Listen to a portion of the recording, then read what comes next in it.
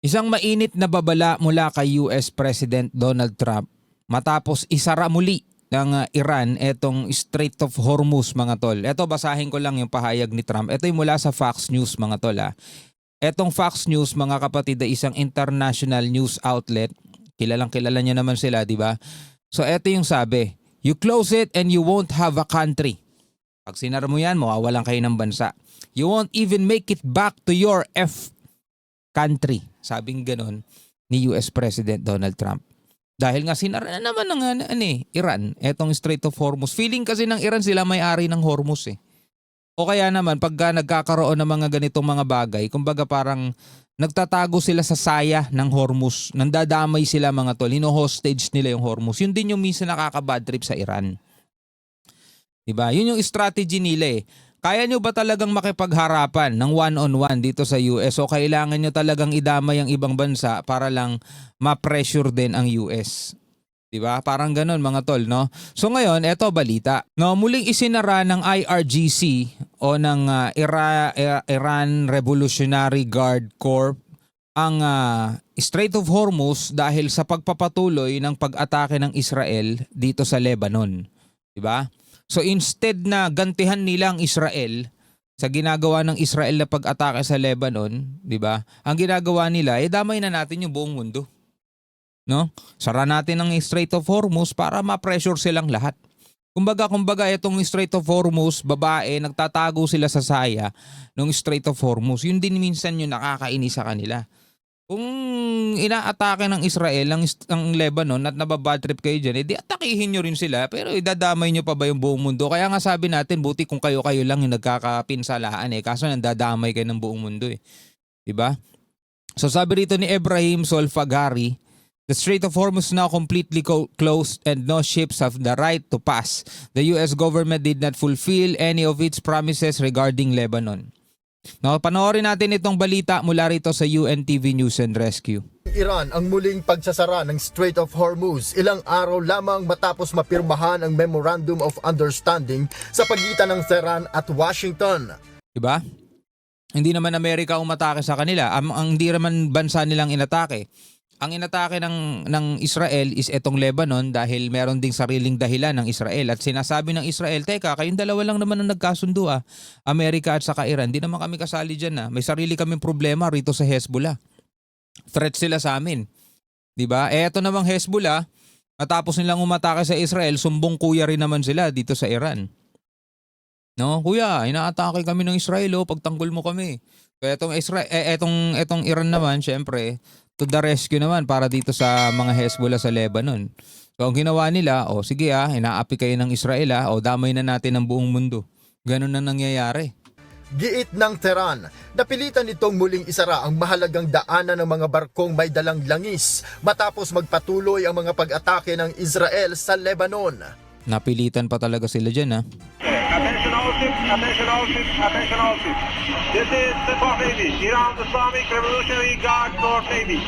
Due to the crimes of the Lebanon and the violation of the U.S. commitments regarding the ceasefire, Ito rin siguro yung sinasabi ng Israel sabi sa inyo hindi makukuha sa mga pirmahan yan di ba? Kahit pumirma sila ng Memorandum of Understanding o Agreement bigla nilang isinara pa rin itong Strait of Hormuz.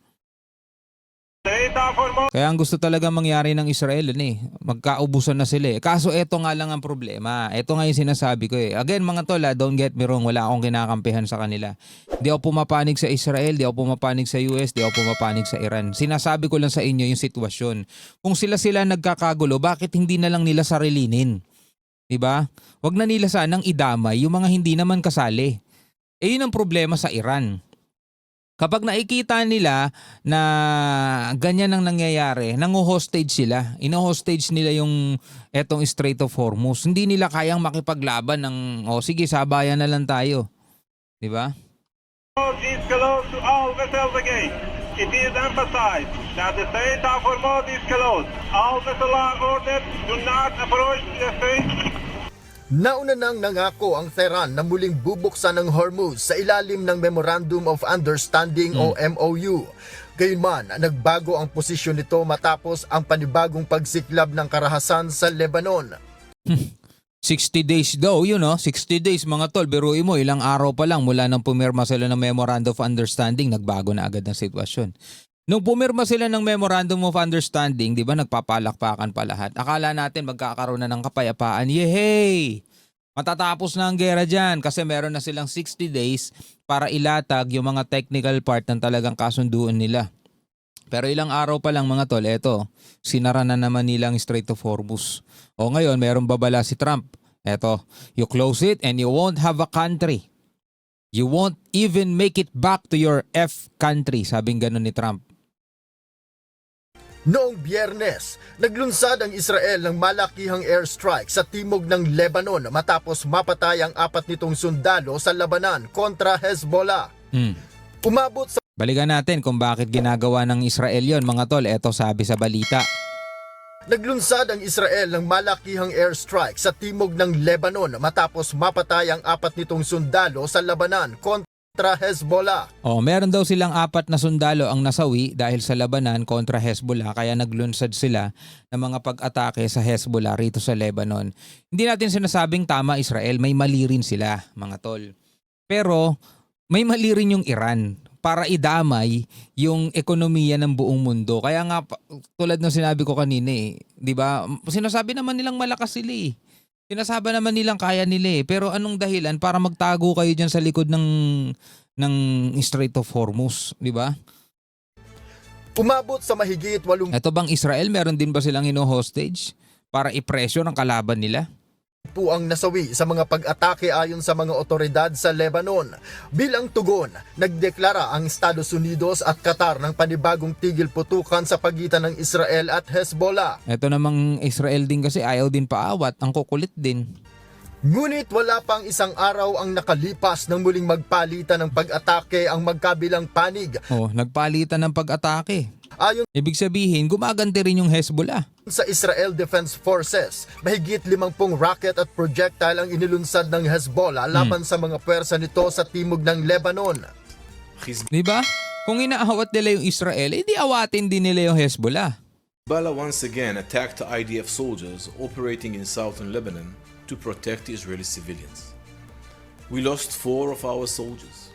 They were killed while protecting their country. Sinabi ng Israel na ang mga pag-atake ng Hezbollah ang dahilan kung bakit nito ipinagpatuloy ang mga operasyong militar sa Lebanon. Giit ng Tel Aviv, Kulit, no? Ipinapakita nila sa mundo, ipinapakita nitong Iran sa mundo at ng Lebanon na Israel ang agresibo, patuloy na umaatake. Pero nakikita ngayon dito lumalabas. Kasi kung Israel lang ang patuloy na umaatake, edi sana walang namatay sa Israel. Kaso meron nga silang 4 na sundalong nasawi dahil sa mga pag-atake din ng Hezbollah. Ibig sabihin, kung gusto talaga nila magkaroon ng ceasefire dyan, wag lang Israel ang awatin nila. Kung gusto nilang tumigil ang Israel, patigilin din nila etong Hezbollah. Ang problema, eto sa Hezbollah, para silang bully na sumbong kuya. Diba? Mag-aatake sila rito sa Israel pero ayaw nilang bumawi ang Israel. Pag umatake sila Israel, magsusumbong sila sa Iran. Sasabihin nila, pigilan mo itong Israel, inatake namin sila, baka gumante, no? O eto namang Iran, Israel, huwag niyong aatakihin ng Hezbollah rito sa Lebanon ha. Kung hindi, sasara namin ang Hormuz. Ay nako po, kita niyo yung mga nangyayari. ipinagtatanggol lamang nito ang sarili laban sa mga banta sa kanilang seguridad. These attacks by Hezbollah are violations of the ceasefire. They prove that Hezbollah's goals remain the same. To remain on Israel's borders and to plan and carry out attacks on our civilians. Ngunit binalik ng Hezbollah ang paratang at sinabing ang Israel ang unang lumabag sa tigil putukan. Matapos umano nitong subukang pumasok sa Ali Taher Hills malapit sa Nabatie. Sinabi rin ng grupo na may buo itong karapatang gumanti sa anumang pag-atake mula sa Israel. Samantala, tinutulan ng Estados Unidos ang anunsyo ng Iran na sarado ang Strait of Hormuz. Ayon sa US Central Command, nakapaglayag pa rin sa nasabing ruta ang dose-dosenang mga commercial vessels sa kabila ng babala ng Iran. Tinatayang mahigit 17 milyong bariles ng langis ang dumaan sa Hormuz sa loob lamang ng isang araw. Sa kabila nito, wala ring nakitang maraming bagong sasakyang pandagat na papasok sa Strait matapos ang anunsyo ng Iran. Siyempre, natatakot na rin sila.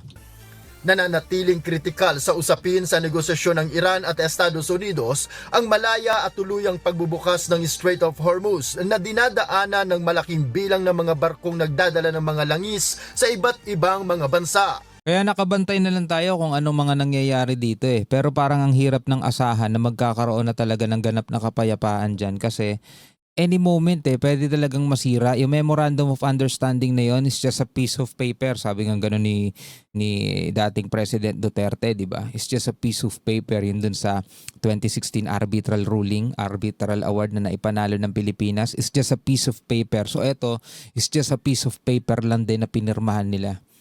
No? Ano sa tingin ninyo? Kailangan ba nila talagang tapusin to? Magkatapusan na sila bago talaga magkaroon ng ganap na kapayapaan o makukuha pa to sa negosasyon? Ano sa tingin ninyo mga tol? Hanggang sa muli, ako nga pala si Shobaldi. Peace out!